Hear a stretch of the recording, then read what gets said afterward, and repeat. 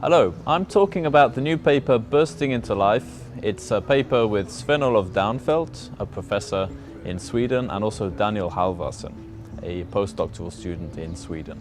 So with this research, we try to investigate a bit more the characteristics of firms that grow, what it is that drives their growth, and the processes through which they grow.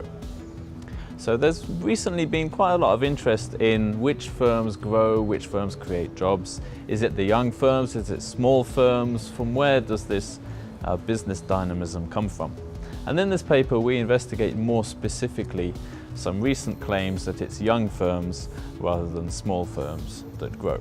So we confirm first of all in this Swedish data set, in this representative data set of all of the limited liability firms in Sweden during the period 1998 to 2008. First of all, we confirmed that it is the young firms that grow faster, with the benefits of youth more or less being concentrated in about the first 5 years. So young firms grow faster, especially if they are younger than about 5 years old. We then investigate whether there are differences in the growth patterns of firms according to their age, in particular the autocorrelation of growth. So if you grow a lot in 1 year, does this mean that you're going to grow more in the following year? So there's a bit of a controversy in terms of theoretical predictions. On the one hand, some authors say that young firms have particularly chaotic growth patterns. They also say that older firms have smoother growth patterns because they're older, they're more experienced, they plan their growth over a longer time horizon. So we think it's worth investigating whether there is a link between growth autocorrelation and age in this paper. And we actually find that young firms have a positive autocorrelation, especially in the first few years. The effects are concentrated in the first 3, 4, 5 years. After that, there is a negative autocorrelation in growth.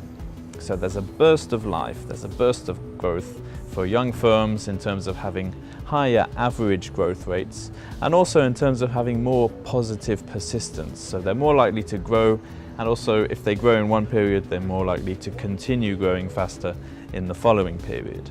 There are several possible explanations for this. It could be because they face an initial liability of newness, so at the beginning they're struggling to overcome their limitations due to small size, in terms of lack of routines, in terms of lack of an effective functioning team, in terms of lack of relationships or established business connections with clients, with suppliers, etc.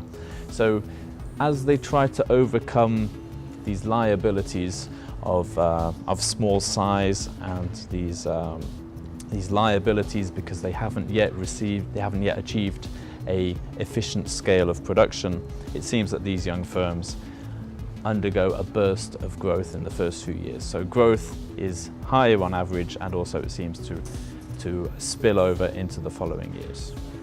So that is how young firms burst into life, with higher growth that is relatively persistent.